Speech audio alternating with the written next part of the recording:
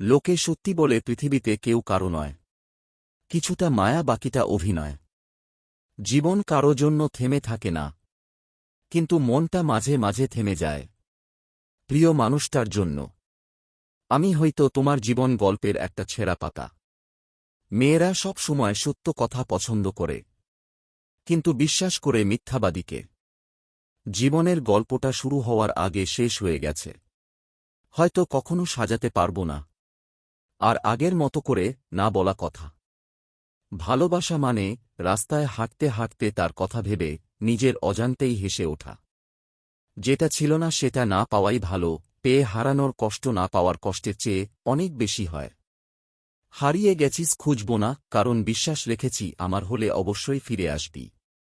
আপনি যার জন্য কাঁদেন, হয়তো সে আপনার গল্প বলে অন্য কারো সাথে হাসে। কেউ চেয়েও পাই না, কেউ পেয়েও তার গুরুত্ব দেই না। স্ত্রীর সাথে হাসি ঠাট্টা মজা করা স্বামীর কর্তব্য। লাগবে যখন খুব একা, চাঁদ হয়ে দিব দেখা। মনটা যখন থাকবে খারাপ, স্বপ্নে গিয়ে করব আলাপ। কষ্ট যখন মন আকাশে, তারা হয়ে জ্বলব পাশে। যে স্বামী সকালে ঘুম থেকে উঠে স্ত্রীকে কমপক্ষে 5 মিনিট জড়িয়ে ধরে রাখে, তাঁর কর্মক্ষেত্রে বিপদের আশঙ্কা থাকে কম। মন ভালো রাখতে বউকে ফেসবুক, ফোনবুক, নোটবুক সহ সব ধরনের অ্যাকাউন্টের পাসওয়ার্ড দিয়ে দিন। প্রতিদিন একবার স্ত্রীকে আমি তোমাকে ভালোবাসি বললে মাথার সব দুশ্চিন্তা দূর হয়ে যায়। তুমি হারিয়ে গেলে তোমাকে ঠিকই খুঁজে নিতাম, কিন্তু তুমি তো বদলে গেছ।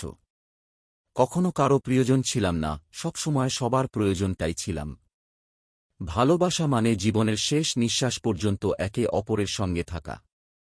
কুঁড়ে ঘরে থেকেও জান্নাতের সুখ অনুভব করা যায়, যদি স্বামী স্ত্রীর মাঝে অটুট ভালোবাসা আর মিল থাকে।